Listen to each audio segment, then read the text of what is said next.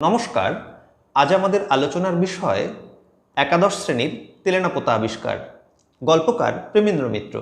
গল্পটি প্রেমেন্দ্র মিত্রের কুড়িয়ে ছড়িয়ে গল্পগ্রন্থের অন্তর্গত। কুড়িয়ে ছড়িয়ে প্রকাশিত হয় 1946 খ্রিস্টাব্দে। গল্পের আলোচনায় এই তথ্যগুলো লাগবে। তো এখানে বলে রাখি, গল্পকারের জীবনী সেই আলোচনায় আমি যাচ্ছি না, সে আলোচনা আমার গ্রন্থে করা আছে। আমরা সরাসরি চলে যাব নামকরণ প্রসঙ্গে। তেলেনাপোতা আবিষ্কার এই কথাটির অর্থ কী? গল্পের প্রেক্ষিতে এই কথাটির অর্থ হলো মধ্যবিত্তের আত্ম আবিষ্কার। এখন আমাদের জানতে হবে এই মধ্যবিত্ত কারা। মধ্যবিত্ত বলতে শুধুমাত্র যাদের মধ্যম মানের অর্থ আছে তারা নয়। উপনিবেশবাদের পর নগরকে কেন্দ্র করে যে নতুন শ্রেণীর আবির্ভাব ঘটে তারা মধ্যবিত্ত। এই মধ্যবিত্তের বৈশিষ্ট্যগুলো আমরা সংক্ষেপে জেনে নিই, তাহলে আমাদের গল্প বুঝতে সুবিধা হবে। এই মধ্যবিত্তের বৈশিষ্ট্য কি? এই মধ্যবিত্ত একটি নতুন শ্রেণী, যাকে বলা যেতে পারে উপনিবেশবাদের বাই প্রোডাক্ট। এরা আরামপ্রিয়, বিলাসী, ভোগের প্রতি লালায়িত, ভীতু, স্বার্থপর। সাধারণ অর্থে দেখতে গেলে এরা ভালো, শিক্ষিত, রুচিবান, দয়া, করুণা, প্রেম এদের আছে। কিন্তু সবচেয়ে বড় কথা, এরা সুবিধাবাদী। কোনো একটি বিশেষ কারণে তারা দেখাতে চায় যে আমরা অনেকটা ভালো মানুষ, কিন্তু এদের মনের মধ্যে গভীরে একটা স্তর আছে, সেটা অনেক আবেগী একটা স্তর। এরা আবেগে পড়ে কি করে? আবেগে পড়ে অন্যকে দয়া দেখায়। হঠাৎ এক দুদিন ছুটি পেলে একটু পিকনিক করে, পিকনিকে গিয়ে আদিক্ষেতা করে ছবি তোলে, কারো হাতে একটা ক্যাডবেরি দেয়, ক্যাডবেরি দিয়ে সেলফি তোলে, কাউকে হয়তো একদিন দয়া করে খাওয়ায়, তারপর বাড়ি ফিরে এসে সেই আরামের মধ্যে নিজেকে ডুবিয়ে দেয়। এরা সুবিধাবাদী এবং ভোগবাদী, কারণ এরা নগরায়নের মধ্য দিয়ে, উপনিবেশবাদের মধ্য দিয়ে তৈরি হয়েছে। এই বৈশিষ্ট্যগুলো মাথায় রেখে আমরা যাচ্ছি এই গল্পের নামকরণকে সুচারু রূপে বুঝে নিতে। এই গল্পের নামকরণের মধ্যে কি আছে? তেলেনাপোতা এবং আবিষ্কার, এই দুটি শব্দ। আবিষ্কার শব্দটি আমাদের কাছে অনেকটা পরিষ্কার, তবুও একটু জেনে নিই আবিষ্কারের জন্য কি দরকার। সাহস দরকার, পরিকল্পনা দরকার, চারিত্রিক দৃঢ়তা দরকার, মেধা দরকার, এগুলো। এবার আমরা আসছি তেলেনাপোতা শব্দে। তেলেনাপোতা শব্দের মধ্যে দুটি শব্দ আছে। একটা আছে তেলেনা। তেলেনা শব্দের অর্থ কি?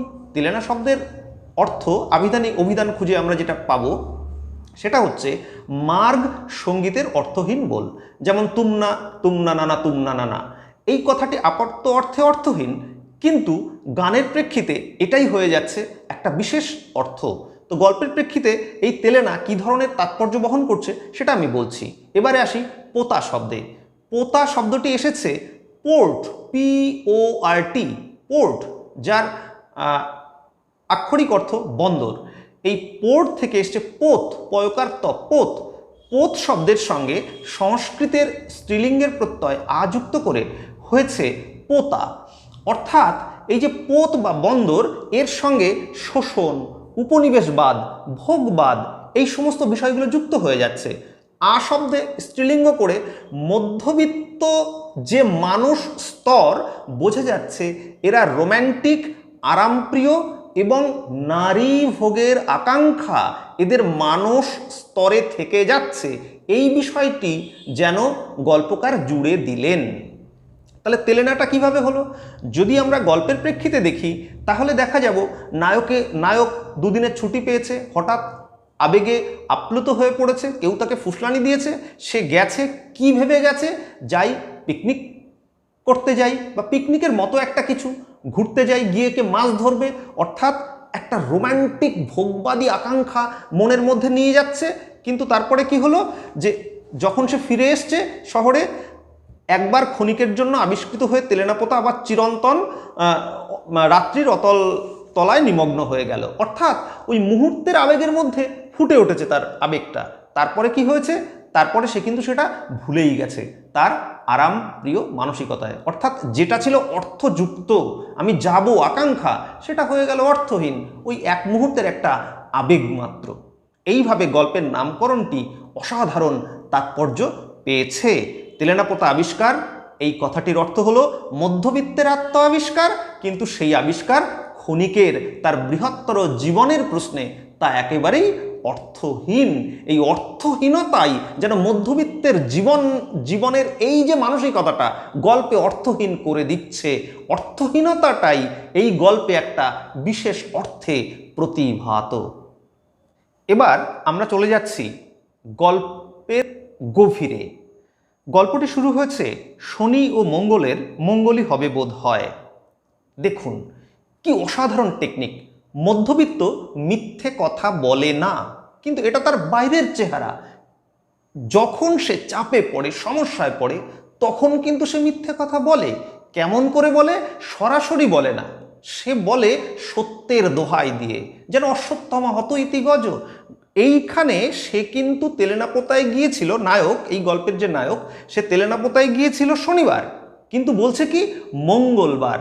কিন্তু সেটা সরাসরি মিথ্যে কথা নয়, সে যেন বলতে চাইছে তার যেন মনে নেই, সে যেন ভুলে গেছে শনিবার গেছিল কি মঙ্গলবার গেছিল, সে যেন ভুলে গেছে।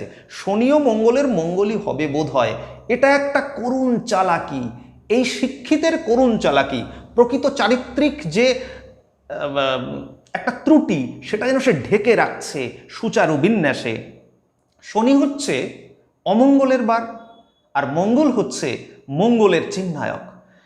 এবার সে শনিবার গিয়েছে, শনিবার যাওয়ার কারণে তার মনোবাঞ্ছা পূর্ণ হয়নি। তার মনের মধ্যে কি বাঞ্ছা ছিল?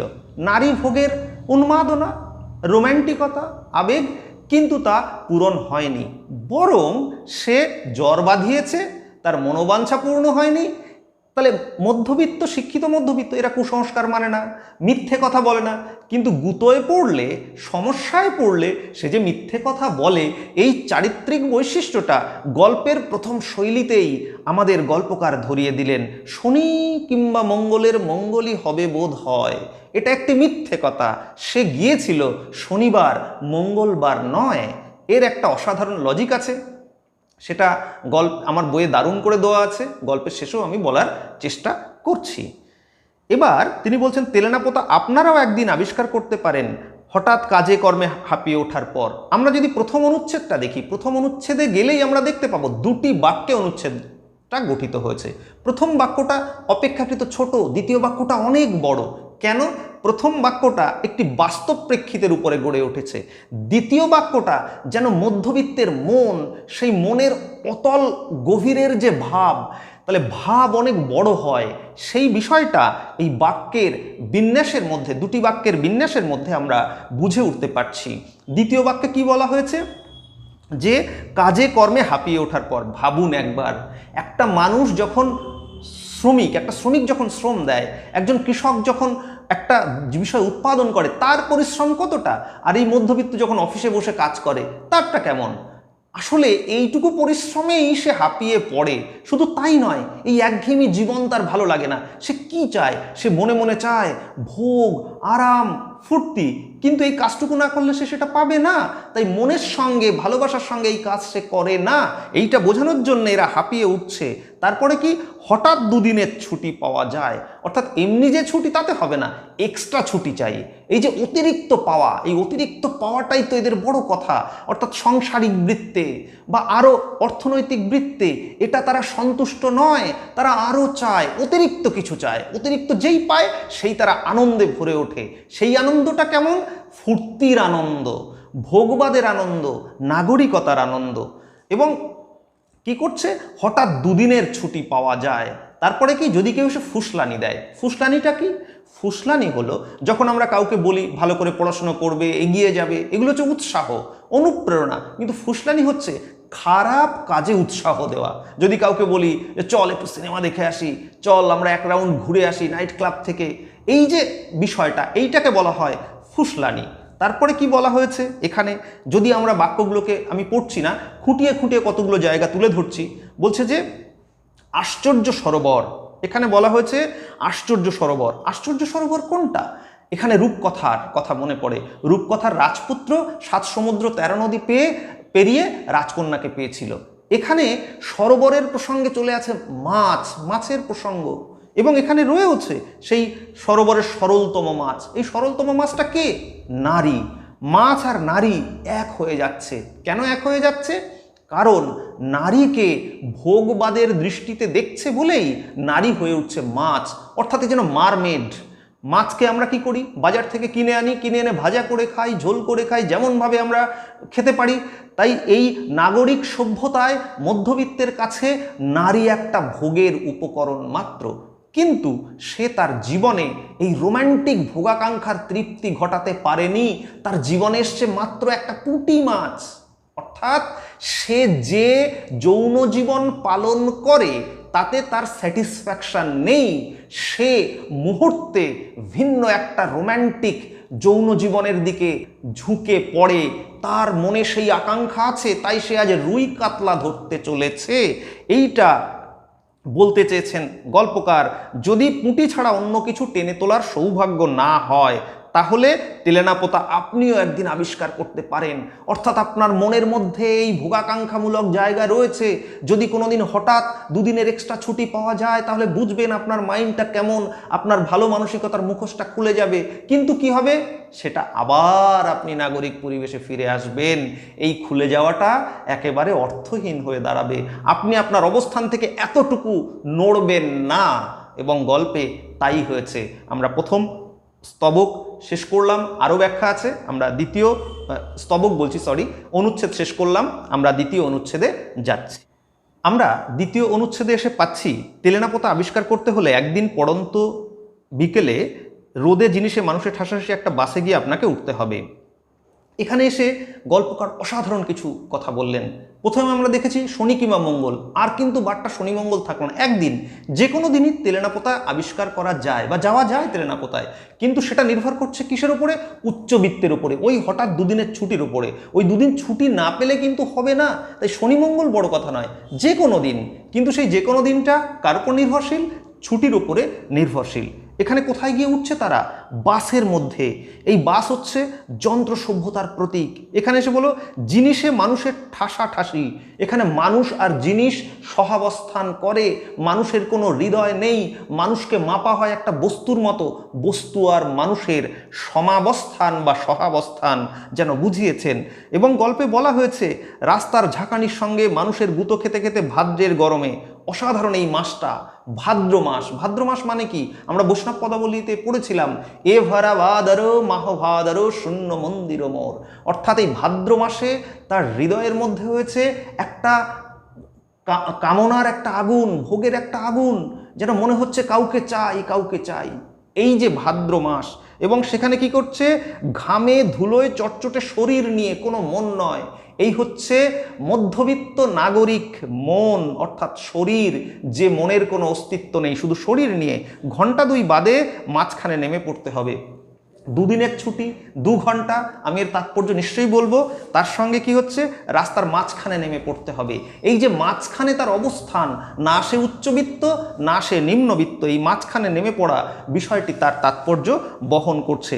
তারপরে কি, বাসটা ঘর ঘর শব্দ করে চলে যায়। অসংখ্য ব্যাখ্যা আছে। বাসটা ঘর ঘর শব্দ করে চলে যায়। এই ঘর ঘর শব্দটা কিসের শব্দ, কফের শব্দ। বুকে যেন কাশি হয়েছে, কফ হয়েছে। এই কফটা জীবনে কোনো কাজে লাগে না, যতটাই আমরা উগরে ফেলে দেব ততটাই ভালো। এই নগর সভ্যতা লেখকের কাছে তেমনি অবান্তর একটা জিনিস। জীবনানন্দ দাশ যেমন বলেছিলেন, একটি মোটর কার গাড়লের মতো গেল কেশে। এই কাশি হচ্ছে, বাসটাও যেন সেই যন্ত্র সভ্যতার কফের মতো, এর কোনো মূল্য নেই। তারপরে এসে কি বলা হয়েছে, নিচু জলা থেকে ক্রূর কুণ্ডলিত জলীয় অভিশাপ ধীরে ধীরে অদৃশ্য ফনা তুলে উঠে আসছে। অসাধারণ একটি বর্ণনা। মাছকে আমি বলেছিলাম নারীর একটা মোটিভ, এখানে হচ্ছে ক্রূর কুণ্ডলিত জলীয় অভিশাপ। অসাধারণ বর্ণনা। এটা কিসের বর্ণনা, এ যেন প্রতীক। কিসের প্রতীক, সাপের প্রতীক।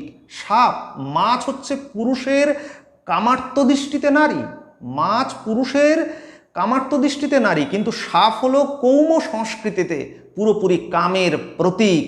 যেন সাপ মাছকে খেয়ে ফেলছে। অর্থাৎ নারীটি পুরুষের কামের উপকরণ আর নেই, যেন সে নিজেই একটা হয়ে উঠছে কামের প্রতীক। আমরা যখন যামিনীর সঙ্গে এই নায়কের তাৎপর্য বোঝাবো, সেখানে আমরা পরিষ্কার করে বুঝতে পারবো। তারপরে আমরা আরেকটু এখানে একটু ব্যাখ্যা দিতে হবে। আশ্চর্য সরোবর কি হলো? সেই আশ্চর্য সরোবর সেটা হয়ে গেল কি একটা ছোট্ট একটা জলা মতো জায়গা।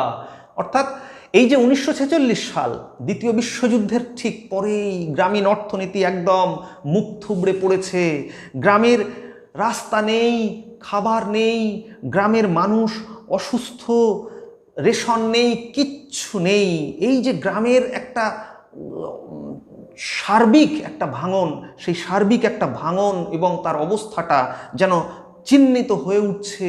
যে সরোবর ছিল, সরোবরের পরিবর্তে একটা জলা, যেন শুকিয়ে এসছে, সরোবরে আর জল নেই, পদ্ম ফুল নেই, দিঘি নেই, এইভাবে। এবং এই গল্পে যামিনীর মা হয়ে উঠছে সামন্ত প্রথাভিত্তিক সমাজের প্রাণ সত্তার প্রতীক, আর যামিনী হয়ে উঠছে যেন গ্রামের বাস্তব একটা অবস্থা। মা হচ্ছে গ্রামের প্রাণ আর যামিনী হচ্ছে সেই গ্রাম। এভাবে নগর সভ্যতার মানুষ গ্রামকে ভেবেছিল একটা সরোবরের মতো, সেখানে গিয়ে যা খুশি করা যাবে, কিন্তু গ্রামের সেই অবস্থা আর নেই, সেটা যেন গল্পকার বলে দিলেন। আমরা আরেকটু এগিয়ে গেলেই দেখতে পাবো বোবা জঙ্গল থেকে কে যেন অমানসিক এক কান্না নিংড়ে নিংড়ে বার করছে। এখানে আসছে শ্রুতি বিস্ময়কর আওয়াজ। এ শব্দ নাগরিক মানুষ শোনেনি। এই নাগরিক মানুষগুলো ভেবেছিল গ্রামে যাবে, ফুর্তি করবে, পরিবেশে দেখবে, কিন্তু তার নেই। শ্রুতি বিস্ময়কর আওয়াজ। দ্বিতীয় বিশ্বযুদ্ধের পর গ্রামগুলো নিস্তব্ধ, নিস্তেল, এবং সেখান থেকে বোবা অমানসিক এক কান্না, যেন কান্না বেরিয়ে আসছে। হাজার হাজার সাধারণ মানুষের, যারা খেতে পারছে না তাদের কান্না, কিন্তু শহরে মানুষ সেখানে গেছে ভোগের আকাঙ্ক্ষা নিয়ে। এখানে একটা চলে আসে গরুর গাড়ি। এই গরুর গাড়ি হচ্ছে সামন্ত প্রথাভিত্তিক সমাজের শেষ প্রতিনিধি। সে যেন বামনের দেশ থেকে আসে। বামন মানে কি? বেটে বেটে মানুষ। সেই গালিভার ট্রাভেলসের গল্প আমাদের মনে পড়ে যায়। সে এমন একটা দ্বীপে গেছে, মানুষগুলো খুব ছোট ছোট, গালিভার অনেক বড়। তাহলে নগর সভ্যতার বিরাট বড় বাসের প্রেক্ষিতে এই গরুর গাড়ি যেন মনে হয় ছোট্ট একটা খেলনা যন্ত্র মাত্র। বিরাট বড় যন্ত্রের কাছে এই গ্রামের ছোট লাঙল, এই মানুষগুলোর বেঁচে পড়তে থাকা, যেন কোনো রকমে কায় ক্লেশে বেঁচে পড়তে থাকা, তাই সেটা হয়ে যায় বামন। এরপর যখন তারা গরুর গাড়িতে যাচ্ছে, তখন লেখক খুব সুন্দর বলেছেন, 3 জোড়া হাত পা এবং 3টে মাথা নিয়ে স্বল্পস্তম স্থানে। কি অসাধারণ বর্ণনা! 3 জোড়া হাত পা এবার মাথা, 3টে মাথা। ভাবা যায় মানুষের কোনো হৃদয় নেই, হাত পা মাথা, যেন কতগুলো টুকরো টুকরো শরীর। এটাই তো নগর সভ্যতার ভবিতব্য। নগর সভ্যতা তো এইভাবে মানুষকে দেখে, তাই গল্পকার দেখাচ্ছেন মানুষকে শরীর রূপে। এ তো শারীরিক চিন্নায়ন। তারপর এখানে একটা অসাধারণ জায়গা রয়েছে। সেই গাড়িতে দেখা যায় একসময় ক্যানেস্তারার শব্দ। ক্যানেস্তারা কি? যেন চিতাবাঘ। সেই চিতাবাঘকে তারা তাড়াচ্ছে কি দিয়ে? টিন বাজিয়ে বাজিয়ে চিতাবাঘকে তাড়াচ্ছে। ভাবা যায় এই শহরে মানুষগুলো ভয়ে কাঁপতে থাকে, ওরে বাবা বাঘ। যখন এই গাড়োয়ান বলে আজ্ঞে ওই বাঘ মানে চিতাবাঘ, তাহলে গ্রামের মানুষের কোনো ভয় নেই, এভাবে তাদের বেঁচে থাকতে হচ্ছে মশার সঙ্গে, চিতাবাঘের সঙ্গে। কিন্তু এই মধ্যবিত্ত মানুষগুলো ভীতু, এরা জীবনের এই স্বাদ বা এই স্ট্রাগল এরা দেখেনি, এরা করেনি, এরা আরাম প্রিয়। এইভাবে গল্পকার আরও গভীরে ঢুকে যান। আমি অনেক লাফিয়ে লাফিয়ে বলছি। মহানগর থেকে 30 মাইল দূরে এরও অনেক ব্যাখ্যা রয়েছে। বলছে আকাশে তখন কৃষ্ণপক্ষের বিলম্বিত ক্ষয়িত চাঁদ উঠে এসেছে। অদ্ভুত বর্ণনা এটা। কৃষ্ণপক্ষের বিলম্বিত ক্ষয়িত চাঁদ। কৃষ্ণপক্ষ মানে কি? ধীরে ধীরে ধীরে ধীরে চাঁদটা ক্ষয় হতে থাকবে, হতে হতে অমাবস্যা আসবে। এই যে গ্রামীণ অর্থনীতি, আমরা যারা তারাশঙ্কর বন্দ্যোপাধ্যায়ের জলসাঘর পড়েছি, দেখতে পাবো সামন্ত প্রথাভিত্তিক সমাজ ধীরে ধীরে ভেঙে যাবে। কৃষ্ণপক্ষের চাঁদ যেমন একটু একটু ক্ষয় হতে হতে অমাবস্যা নেমে আসবে, আজকের গ্রামের সামন্ত প্রথাভিত্তিক সমাজেও যেন সেই অমাবস্যা নেমে আসবে। এ যেন অদ্ভুত এক অর্থনৈতিক রাহুগ্রাস। এই অর্থনৈতিক রাহুগ্রাসকে কৃষ্ণপক্ষের বিলম্বিত ক্ষয়িত চাঁদের সঙ্গে তুলে ধরেছেন। কিন্তু এখানে কি আছে? মহাকালের কাছে সাক্ষ্য দেওয়ার জন্য কোথাও দাঁড়িয়ে আছে থাম, খিলান, কোথাও মন্দিরের ভগ্নাংশ। একদিন তো গ্রামে বিরাট পুজো হতো জমিদার বাড়িতে, একদিন গ্রামে নৌকা বাইচ হতো, ঘোড় দৌড় হতো, কত কিছু হতো গ্রামকে কেন্দ্র করে, শহর তো ছিল না। তাই সেই অতীতের ঐতিহ্য যেটা মধ্যযুগ, সেই মধ্যযুগে রাজা মহারাজা জমিদার অসংখ্য মানুষ গ্রামের চাষিরা তারা আনন্দে বাস করতো, সেখানে নবান্ন উৎসব হতো। কিন্তু সে দিন আর নেই। এখন সব কিছু হবে কাকে কেন্দ্র করে? শহরকে কেন্দ্র করে। মানুষ গ্রামকে ভুলে গেছে।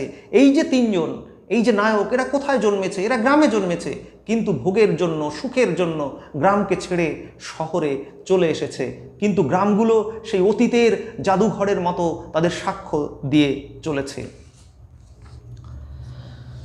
গল্পকার স্পষ্টই বলেছেন, জাদুঘরে ঘরের নানা প্রাণীদেহ আকরের মধ্যে যেমন থাকে।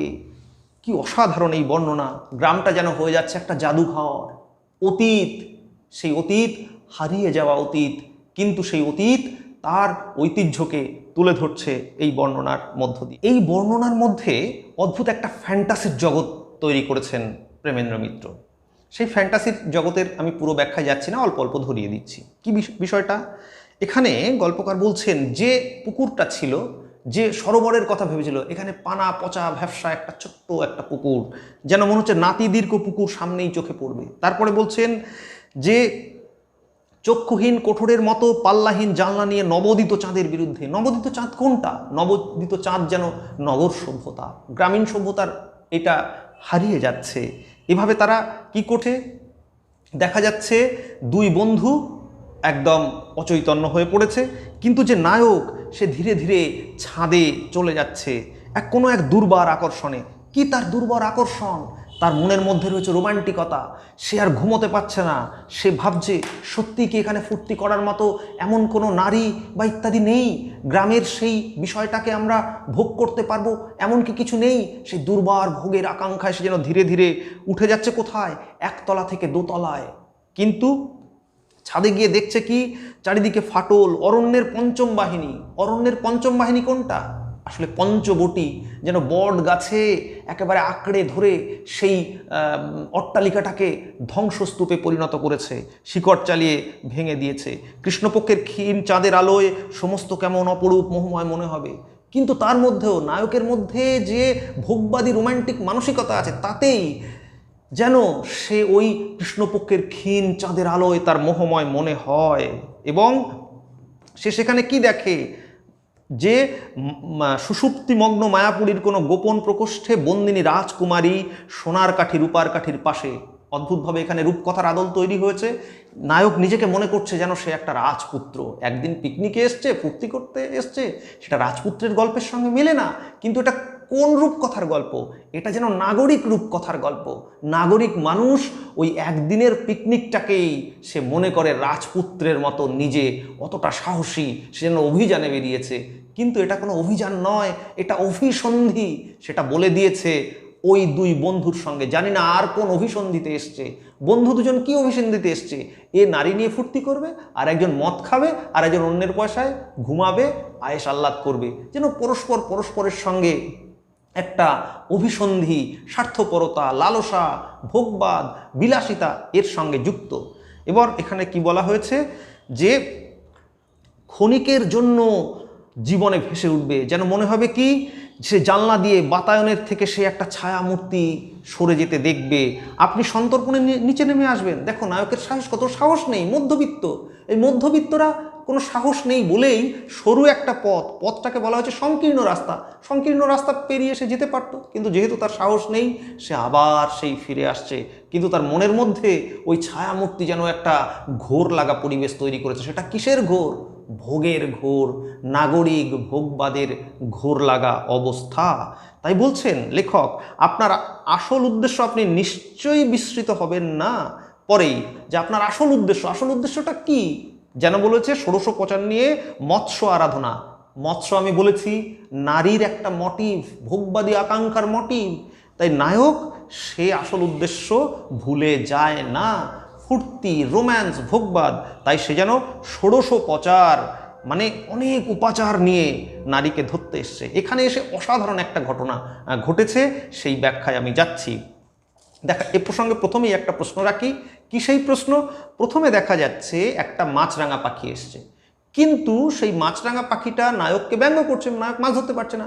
পরে মাছরাঙা পাখিটা উড়ে যাচ্ছে। কেন এটা ঘটছে? দেখো সেই বিস্ময়কর একটা ক্যালকুলেশনে আসছি। বেলা বাড়বে, ওপারে ঝুঁকে পড়া একটা বাঁশের ডগা থেকে মাছরাঙা পাখি ক্ষণে ক্ষণে উপহাস করবে। প্রথমে কি নায়ক বড়শি দিয়ে ফেলেছে, চার ষোড়শ পচার নিয়ে এসছে, কিন্তু একটাও মাছ ধরতে পারছে না। মাছ ধরাটা একটা মোটিভ, সেটাও বলে নিয়েছি। তাহলে মাছরাঙা পাখিটা বাঁশের ডগায় বসে ব্যঙ্গ করছে, ও তুমি তো মাছ ধরতে পারছো না, দেখো আমি তো প্রত্যেকবার মাছ ধরছি। এবার কি হচ্ছে, দুর্বোধ্য ভাষায় আপনাকে বিদ্রূপ করবে, আপনাকে সন্ত্রস্ত করে মোটা লম্বা সাপ। এইবার আমি বলেছিলাম সাপ হচ্ছে কৌম সংস্কৃতিতে যৌনতার প্রতীক, সাপ হচ্ছে যৌনতার প্রতীক। তাহলে নায়ক এসছে ভোগবাদী মানসিকতা নিয়ে, আর সাপটা সরাসরি যৌনতার প্রতীক হয়ে উঠছে। এর একটা তাৎপর্য আছে, আমরা ধীরে ধীরে যাই। অসাধারণ পুরো গল্পটা। দুটো ফড়িং পাল্লা দিয়ে পাতলা কাঁচের মতো পাখনা নেড়ে আপনার ফাতনার উপরে বসার চেষ্টা করবে। ফড়িং আমরা কি জানি, প্রজাপতি, বিবাহের সময় আসে প্রজাপতির নির্বন্ধ, কিন্তু এখানে প্রজাপতি কি হয়ে যাচ্ছে, ফড়িং। তার কারণ কি, এটা বিকৃত কাম বা ভোগবাদ, বিকৃত মানসিকতা বলেই প্রজাপতি পরিবর্তিত হয়ে গেল ফড়িংয়ে। আর এরপরে কি আছে, ঘুঘুর ডাক। ঘুঘুর ডাকটা কি হলো, কোকিল, কোকিলের পরিবর্তে ঘুঘু। এখানে নায়ক ওই ঘুঘুর ডাকটাকেই যেন কোকিল বলে মনে করছেন, আর কোকিলটা পাল্টে হয়ে যাচ্ছে ঘুঘু। তাই নায়ক এই ঘুঘুর ডাকেই আনমনা হয়ে যাচ্ছে, তার মনের মধ্যে তো রয়েছে ভোগবাদ। এবং গল্পকার বলেছেন আপনার ফাতনা, আপনার ফাতনা মানে শুধু ছিপের ফাতনা নয়, তার হৃদয়ের ফাতনার উপরেও যেন কোনো একটা ফড়িং বারবার ঘুরপাক খাচ্ছে, বা সে নিজেই ফড়িং হয়ে একটা বিকৃত রোম্যান্টিকতার স্বাদ নিতে চাইছে। এবং তখনই হঠাৎ জলে, নিথর জলে ঢেউ পড়েছে। অসাধারণ সে বর্ণনা। একটি মেয়ে পিতলের ঝকঝকে কলসিতে পুকুরের পানা ঢেউ দিয়ে সরিয়ে জল ভরছে। মেয়েটির চোখে কৌতূহল আছে, কিন্তু গতিবিধিতে সলজ্জ আড়ষ্টতা নেই। এই হলো অসাধারণ জায়গা। এ ভেবেছিল গ্রামের মেয়ে কেমন হবে, একটু লাজুক হবে, আমি তার সাথে কথা বলবো গায়ে গায়ে পেড়ে, এই না হলে রোম্যান্স। কিন্তু মেয়েটির গতিবিধিতে কোনো লজ্জা নেই, কোনো আড়ষ্টতাও নেই। সে সোজাসুজি আপনার দিকে তাকাবে এবং আপনার ফাতনা লক্ষ্য করবে। অসাধারণ বর্ণনা, আপনার ফাতনা। একই সঙ্গে ভাবতে পারি নায়ক কি ভাবছে, নায়কের মনটা দেখতে চাইছে, আবার নায়ক যে ছিপ ফেলেছে সেটাও হতে পারে। অসাধারণ। তারপর মুখ ফিরিয়ে কলসিটা কোমরে তুলে নেবে। মেয়েটির বয়স কত আপনি বুঝতে পারবেন না। আমি বলেছি এই যামিনী নামটা অসাধারণ। যামিনী নামের অর্থ আমি বলবো যেন অন্ধকার, এবং এই মেয়েটার বয়স বোঝা যাবে না। কেন, লেখক বলেই দিয়েছেন তার কৈশোর অতিক্রম করে যৌবনে উত্তীর্ণ হওয়া স্থগিত হয়ে আছে। মেয়েটা যেন কৈশোর থেকে যৌবনে যায়নি। অর্থাৎ একটা মেয়ে যখন কৈশোর থেকে যৌবনে পৌঁছায়, তার শারীরিক যে গ্রোথগুলো হয়, যে অঙ্গ প্রত্যঙ্গগুলো বৃদ্ধি পায় কৈশোর থেকে যৌবনে, তার একটাও তার বৃদ্ধি পায়নি। কেন, 1946-এর দ্বিতীয় বিশ্বযুদ্ধের পর গ্রামীণ অর্থনীতিতে মানুষ খেতে পাচ্ছে না, অপুষ্টিতে ভুগছে, এই অবস্থাটা দেখিয়েছেন। তাহলে মেয়েটার মধ্যে কোনো আড়ষ্টতা নেই, কোনো লজ্জা নেই। তার মানে কি মেয়েটা কি বেহায়া? না, একদম তা নয়। সে জীবনে এত লড়াই করেছে, সে বুঝেছে জীবন যুদ্ধে লড়াই করতে গেলে ওই রোম্যান্টিক ন্যাকামিকে ধরে রাখা যায় না। জীবনে বাঁচতে গেলে তা কোনো আড়ষ্টতা করলে হবে না। গল্পকার বলেছেন সে মেয়ে পুরুষ, সে একই সঙ্গে মেয়ে হয়েও পুরুষের মতো খাটে, তাকে মাঠে যেতে হয়, দুমুঠো ভাতের জন্য লড়াই করতে হয়। এই লড়াই তাকে শিখিয়েছে জীবনকে চিনতে। তাই ওই রোম্যান্টিক আড়ষ্টতা তার নেই। তাই বেহায়া বলে একেবারেই তাকে ভাবা যাবে না, কারণ যে গল্পকার তার সহানুভূতি ওই মেয়েটার প্রতি, এবং তিনি দেখিয়েছেন নাগরিক মনটাকে। এবার মেয়েটা কি বলছে, বসে আছেন কেন, টান দিন। ভাবো, যেন মেয়েটা হৃদয় দেওয়ার জন্য বসে আছে। বসে আছেন কেন, টান দিন। তাহলে এতক্ষণে কি হচ্ছে, আমরা দেখেছিলাম, প্রথমে প্রশ্ন করেছিলাম কেন এই পাখিটা উড়ে যাচ্ছে। মাছরাঙা পাখিকে কষ্ট করে মাছ ধরতে হয়েছে। নায়ক কি ধরতে এসছে, মাছ। কি সেই মাছ, নারী। এখানে নারীটাই যেন ধরা দিতে চাইছে নায়কের কাছে। তাই মাছরাঙা পাখিটা নিজেই যেন লজ্জা পেয়ে গেল। মাছরাঙা পাখিকে কষ্ট করে মাছ ধরতে হচ্ছে, আর এখানে নায়িকা যামিনী নিজেই ধরা দিচ্ছে নায়কের কাছে। তাই মাছরাঙা পাখিটা ব্যঙ্গ না করে যে এই যে আপনাকে লজ্জা দেওয়ার নিষ্ফল চেষ্টা, তার চেষ্টা নিষ্ফল হয়েছে, তাই অনেক আগেই সে উড়ে গেছে। অসাধারণ এই বর্ণনা। এরপর আমরা গল্পের শেষের দিকে খুব দ্রুত ঢুকে যাচ্ছি। আমরা এর আগের পর্বে দেখেছি নায়কের সঙ্গে যামিনীর হঠাৎ দেখা পর্ব শেষ হয়েছে। এরপর যামিনীদের বাড়িতে দুপুরের খাওয়াটা তারা সেরে নিচ্ছে। এখানে অসাধারণ তাৎপর্য, পুরো গল্প জুড়েই অসাধারণ তাৎপর্য রয়েছে, সেগুলো অতি সংক্ষেপে আমি শেষ করছি।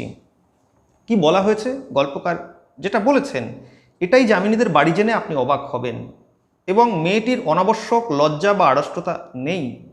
শুধু তাই নয়, খাওয়ার পর বলছে যে খাওয়া শেষ করে আপনারা একটু বিশ্রাম করতে পারেন। তখনই মণিদা আপনার সেই পানরসিক বন্ধু। অসাধারণ, মণিদা আপনার সেই পানরসিক বন্ধু, এই সম্পর্কটি অসাধারণ।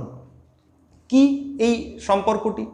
এই চরিত্রটির পুরো নাম মণিদাদা, কিন্তু গল্পকার বলছেন মণিদা, অর্থাৎ চরিত্রটির এই পুরো নাম তিনি দিচ্ছেন না। কি এটা? মণিদা কে? মণিদা এই গল্পে যামিনীর জ্ঞাতিস্থানীয়, কিন্তু গল্পকার সেদিক থেকে কোনো বর্ণনা দিলেন না। বলছেন আপনার সেই পানরসিক বন্ধু। এ প্রসঙ্গে মনে পড়বে মেঘনাদ বধ কাব্যের কথা, জ্ঞাতিত্ব ভ্রাতৃত্ব সব দিলা জলাঞ্জলি। এই তো নাগরিক মন। নাগরিক মন এই জ্ঞাতিত্বকে মনে রাখে না। আমি পিতার দিক থেকে যে আইডেন্টিটি, যে সম্পর্ক, তাকে বলা হয় জ্ঞাতিত্ব। অর্থাৎ প্রকৃত যে রক্তের সম্পর্ক, তার মূল্য এদের কাছে নেই। এদের কাছে মূল্য কোনটা? টাকার সম্পর্ক, ফুর্তির সম্পর্ক। তাই মণিদা প্রকৃত অর্থে সেই পানরসিক বন্ধু। মদ্যপান এদের চরিত্রের নির্ণায়ক। তাই মণিদা নামটি লেখক ব্যঙ্গ অর্থে ব্যবহার করেছেন। এরা এ যুগের খাঁটি এক একটি রত্ন। তাই মণি তার রত্নত্ব খুইয়ে, রত্নত্ব চরিত্রের আদর্শ মানবিকতা, এটা খুইয়ে হয়ে উঠেছে নকল হিরে। মদ খাওয়া এদের বিরক্তি নেই, মরণাপন্ন বৃদ্ধার ডাকে বিরক্ত হয়। এরা ব্যঙ্গার্থে একটি খাঁটি রত্ন, তাই নাম মণিদা। অসাধারণ এই নামকরণ। বৃদ্ধা যখন ডেকেছে তার কি বিরক্তি। যাক, এখানে আমরা আরও একটি নাম পাবো, সেটা হচ্ছে নিরঞ্জন। কিন্তু এ প্রসঙ্গে একটু যামিনীর কথা বলেছি, যে না, যামিনীর সেই আড়ষ্টতা নেই, তার একটা উৎস এখানে রয়েছে খুব সুন্দর। যামিনী যখন মণিটাকে বলছে যে তিনি দরজার কাছে গিয়ে দাঁড়াবার পর যে আলাপটুকু হবে তা এমন নিম্নস্বরে নয় যে আপনারা শুনতে পাবেন না, তা এমন নিম্নস্বরে নয় যে আপনারা শুনতে পাবেন না, যেন এই যামিনী নায়ককে শোনাতে চায়। এবং কি হয়েছে, নায়ক যামিনীর কথা শুনেই যেন অস্থির হয়ে ওঠে। তোমাদের আসার খবর অবধি কি বলছে, সে অস্থির হয়ে উঠে বলছে যে সেও যেন মণিদার সঙ্গে যাবে। এবার তারপরে এখানে এসে কতগুলো সংলাপ রয়েছে ছোট ছোট। সেই সংলাপের পর বলছে নায়ক এক সময় যে না মাসিমা, আমি আর পালাবো না। ভাবো, সেই যে এক নিরঞ্জনের কথা যামিনীর মা ভেবে রেখেছে, আর বলছে না মাসিমা, আমি আর পালাবো না।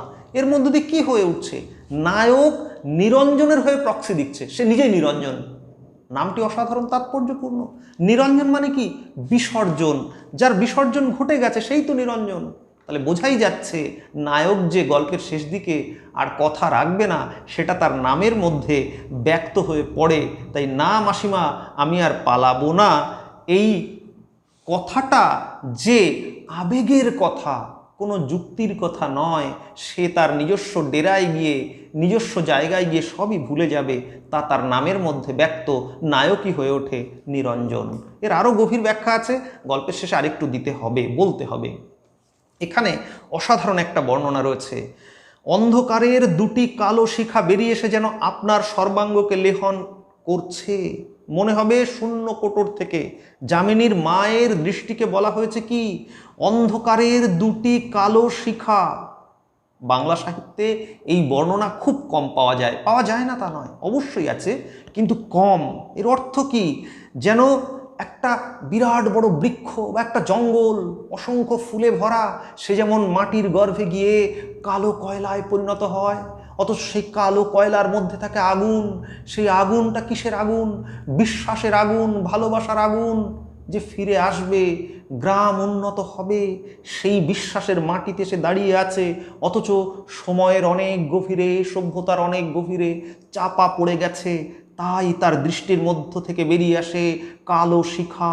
এ যেন একটা কালো হিরে, কয়লার মধ্যের কার ভেতরকার আগুন। তাই তিনি বলেন, আমি জানতুম তুই না এসে পারবি না। এই হলো স্নেহ, মমতা, ভালোবাসার সম্পর্ক, তথাকথিত ভালোবাসার একটা তাপ উত্তাপ, বিশ্বাসের তাপ উত্তাপ। আপনার মনে হবে বাইরের কঠিন মুখোশের অন্তরালে তার মধ্যে কোথায় যেন ধীরে ধীরে গলে যাচ্ছে। যাক, তো অসাধারণভাবে নায়ক এখানে আবেগার্ত হয়ে পড়ে বলেছে, না মাসিমা, আমি আর পালাবো না। খুব সুন্দর একটা সম্পর্ক, না মাসিমা। দেখো এখানে কিন্তু কাকিমা বলেনি, মাসিমা। আবার একটা করুণ চালাকি এই মাসিমার মধ্যে রয়ে যাচ্ছে, যে সে পালিয়ে যাবে, মিথ্যা প্রতিশ্রুতির নায়ক হয়ে উঠবে। এরপর তিনজন ধীরে ধীরে গাড়িতে উঠে পড়েছে, ফিরে আসার সময় হয়ে গেছে। সেই সময় একটা অসাধারণ বর্ণনা দিয়েছেন আমাদের গল্পকার। বলছেন, আপনি হেসে বলবেন, থাক, এবারে পারেনি বলে তেলেনাপোতার মাছ কি বারবার ফাঁকি দিতে পারবে? যামিনীর মুখ ফিরিয়ে নেবে না। যামিনী লজ্জায় মুখ ফিরিয়ে নিল না। নায়ক কি যে ঠোঁট থেকে নয়, এই প্রথম ঠোঁট। ঠোঁট অসাধারণ একটা যৌন সিম্বল, অবশ্যই সেটা আর আমি বলছি না। মনে হবে তার চোখের ভিতর থেকে মধুর একটি সকৃতজ্ঞ হাসি, শরতের শুভ্র মধুর হাসি। এই যে যামিনী যেন তার সঙ্গে মধুর সম্পর্কে আবদ্ধ হতে চায়, সেটা ভোগাকাঙ্ক্ষার সম্পর্ক নয়। আর তখন নায়কের মনে হয় সে হাসি শরতের শুভ্র মেঘের মতো। শরতের মেঘ কি কথা বলে? শরৎ বলে, যে ছিল দূরে সে আসবে কাছে। শরৎ হলো আগমনের ঋতু। নায়িকা ভাবছে, যামিনী ভাবছে, এ আসবে এবং আপনার হৃদয়কে ছিন্ন করে ভাসিয়ে দেবে। ফিরে আসবো, ফিরে আসবো, এই ফিরে আসবো, ফিরে আসবো, এই কথার মধ্যে সুনীল গঙ্গোপাধ্যায়ের কেউ কথা রাখেনি। বারবার কেউ কথা রাখেনি, কেউ কথা রাখে না। গল্পের শেষে এরকম একটা জায়গা তৈরি হয়ে যাচ্ছে। নায়কের কি হলো? বাড়িতে এসে 105 ডিগ্রি তার জ্বর হয়ে পড়লো। ডাক্তার বলল, ম্যালেরিয়াটি কোথা থেকে বাগালেন? আপনি শুনতে শুনতে জ্বরের ঘুরে আচ্ছন্ন হয়ে যাবেন। তাহলে এই যে গ্রামের প্রতি তার একটা ভালোবাসা, তার একটা টান, একটা রোম্যান্টিক বিষয়, এটা যেন একটা মধ্যবিত্তের আবেগের জ্বর। পুরো গল্পটাই সিম্বলিক, পুরো গল্পটাই সিম্বলিক, অসাধারণ। এবং গল্পকার বলেছেন, একবার ক্ষণিকের জন্য আবিষ্কৃত হয়ে তেলেনাপোতা চিরন্তন রাত্রের তলায় নিমগ্ন হয়ে যাবে এবং সেটা মনে হবে অবাস্তব, কল্পনার কুয়াশা মাত্র। অর্থাৎ তেলেনাপোতা অবাস্তব, যামিনীকে যে কথা দিয়েছে সে ভুলে গেছে। এইবার যদি গল্পটার এই ঘটনাটাকে সরিয়ে দেওয়া যায়, যদি সম্পূর্ণ অন্যভাবে সমাজ বাস্তবতার দিক থেকে দেখা যায়, তাহলে কি দাঁড়াবে? এই যে শহরে যারা এসছে, এরা কারা? এরা গ্রামেই ছিল একদিন, এরা লেখাপড়া শিখেছে, গ্রাম থেকে এরা শহরে উঠে এসছে এবং শহরে উঠে এসে কি ভেবেছিল? এরা গ্রামের সন্তান, গ্রামের ছেলেপুলে, গ্রামকে ভালো করবে, গ্রামকে উন্নত করবে। কিন্তু সবটা তারা ভুলে গেছে। শহরের এই ভোগবাদ, সুযোগ সুবিধা থেকে তারা মুগ্ধ। এই সুযোগ, এই সুবিধা, এই লোভ, এই লালসা, এই আরামপ্রিয়তা তারা আর ভুলতে পারেনি। যেন এক একটা সভ্যতার প্রসাদ, নাগরিক সভ্যতার প্রসাদ খেয়ে তারা ভুলে গেছে গ্রামকে। কেউ কথা রাখেনি। এভাবেও কিন্তু গল্পটা পাঠ করা যায়, অবশ্যই যায়। এবার গল্পটার গুরুত্বপূর্ণ কয়েকটি দিক আমি ধরিয়ে দিই, কারণ দুটো পর্বেই আমরা শেষ করব। কি গল্পটার টেকনিকটা কি? গল্পটা যখন আমরা পড়ছি তখন মনে হবে কেমন একটা ভবিষ্যৎকালের ক্রিয়া তিনি ব্যবহার করেছেন। এরকম কথক যেন বলে যাচ্ছে, যেতে হবে, উঠতে হবে, দেখতে হবে, ধারণা হবে ইত্যাদি ভবিষ্যৎকালের ক্রিয়া। কথক যেন পাঠককে ফুসলানি দিচ্ছে, মানে যে পড়ছে, পড়তে পড়তে মনে হচ্ছে একটা কথক, সেই কথক যেন পাঠককে ফুসলানি দিচ্ছে। শুধু কি তাই? তাও নয়, যেন পাঠক পড়তে পড়তে নিজে কথক হয়ে যাচ্ছে, যে পড়ছে সেই কথক হয়ে যাচ্ছে, আলাদা কোনো কথক থাকছে না। অর্থাৎ পাঠক নিজে কথক হয়ে নিজেকেই ফুসলানি দিচ্ছে। শুধু তাই নয়, আরও যদি ভাবা যায়, ভ্রমণটা যেন হয়ে গেছে, পরে তার বর্ণনা দেওয়া। পাঠক একটা জায়গায় বসে আছে, একটা জায়গায় বসে থেকে কথক নিজেই নিজেকে ফুসলানি দিচ্ছে, অর্থাৎ ভ্রমণ কাজটা যেন বাস্তবে হচ্ছে না, সে যেন মানস ভ্রমণ হচ্ছে। মধ্যবিত্ত মধ্যবিত্ত কি হয়, মধ্যবিত্ত সে কষ্ট করতে পারে না, সে কল্পনা বিলাসী, যেন এক জায়গায় বসে সে যেন এই পুরো গল্পটা ভাবছে, অর্থাৎ এটা যেন মধ্যবিত্তের একটা কল্পবিলাস। কল্পনায় সে অনেক কিছু ভাবে, বাস্তবে সে সেটা করতে পারে না। এই অর্থে তেলেনাপোতা আবিষ্কারও একটা আলাদা মাত্রা পায়। শুধু কি তাই, এবার আরও একটি জটিল প্রশ্নে যাই। যে কথক বা যে পাঠক পড়তে পড়তে সে নায়কের অবস্থানে চলে যাবে। নায়ক একটা পুরুষ, তাহলে নায়ক যদি পুরুষ হয়, কথক যদি পুরুষ হয়, কোনো মেয়ে কোনো নারী যদি এই গল্পটা পড়ে তাহলে কি হবে, সেও তো পুরুষের অবস্থানে চলে যাবে। তাহলে প্রেমেন্দ্র মিত্র কি এটা জানতেন না যে কোনো মেয়ে যদি এই গল্পটা পড়ে, সে পড়তে পড়তে গল্পের মধ্যে একটা পুরুষ হয়ে এই গল্পটার স্বাদ নেবে? কেন এটা করেছেন? এর একটা অদ্ভুত তাৎপর্য আছে। কি সেই তাৎপর্য? কোনোভাবেই নারী পাঠকের জন্য গল্পটা তৈরি যেন হচ্ছে না, এ কারণে কি হচ্ছে, আবিষ্কার। গল্পটার নাম তেলেনাপোতা আবিষ্কার। আবিষ্কারের জন্য কি চাই? সাহস, অভিযান, বুদ্ধি, ধৈর্য। কিন্তু মধ্যবিত্ত পুরুষের সাহসও নেই, ধৈর্য নেই, পৌরুষত্ব নেই।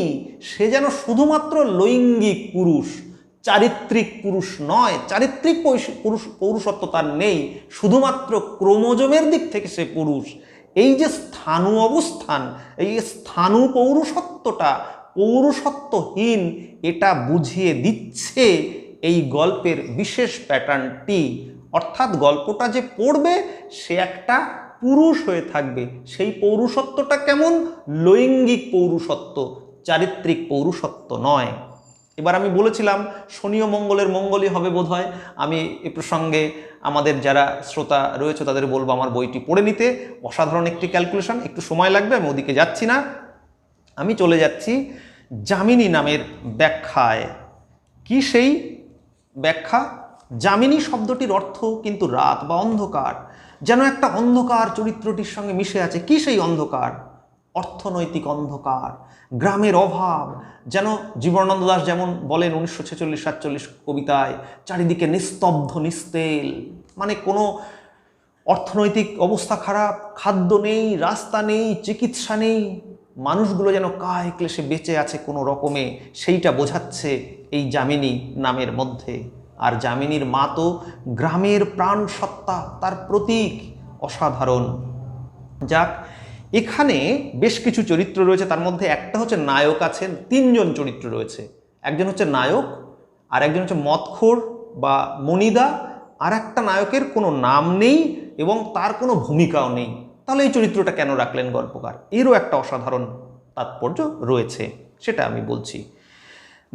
নায়কের যে অপর বন্ধু, তার কোনো নাম নেই, গল্পে তার কোনো ভূমিকা নেই, কিন্তু এই ভূমিকা না থাকাটাই একটা অসাধারণ তাৎপর্য বহন করছে। কি সেই তাৎপর্য? চরিত্রটি যেন সমস্ত গল্পে ঘুমিয়ে আছে, একটিও সংলাপ নেই, যেন ঘুমিয়ে আছে। তাই তার অনুচ্চার প্রমাণ করে সে শুধু ঘুমিয়েই আছে। তাহলে ফুর্তির জন্য এমন কিছু সঙ্গী দরকার জীবনে যাদের কোনো প্রয়োজন নেই, তারা শুধুমাত্র সঙ্গী, তারা ফুর্তির আসর জমায়, মদের আসর জমায়। এই অর্থটা গল্পকার যেন বলে দেন। তাই গল্পে আপাত কোনো ভূমিকা নেই, এই ভূমিকা না থাকাটাই একটা ব্যঞ্জনা নিয়ে আসে। জীবনে এ ধরনের বন্ধুর কোনো প্রয়োজন নেই, এরা মধ্যবিত্ত নাগরিক মানুষের আসর জমানোর সঙ্গী মাত্র। এখানে অসাধারণ তিনটে চরিত্র রয়েছে। যে নায়ক, সে রোম্যান্টিক মানসিকতাকে বহন করে, যে রোম্যান্টিকতা ভোগাকাঙ্ক্ষার রোম্যান্টিকতা, আর একজন মদখোর, আর একজন বিলাস প্রিয়, আরাম প্রিয়, ঘুম কাতুরে। এই তিনটে চরিত্রকে মিলিয়ে দিলেই হয়ে যাবে নাগরিক মধ্যবিত্তের চরিত্রের মৌল আইডেন্টিটি। আমরা ভোগাকাঙ্ক্ষামূলক রোম্যান্টিকতা নিয়ে থাকি, আর একটা হচ্ছে মদখোর অর্থাৎ নেশায় থাকে, আর একজন ঘুম কাতুরে বিলাসপ্রিয়। যাক, অতি সংক্ষেপে আমরা এই গল্প শেষ করলাম। আমাদের ফোন নম্বর দেওয়া থাকবে, আপনারা প্রশ্ন করবেন, ভালো লাগলে মতামত জানাবেন, পারলে সাবস্ক্রাইব করবেন। বইটি সংগ্রহের যদি প্রয়োজন হয় তাহলে সংগ্রহ করবেন। নমস্কার।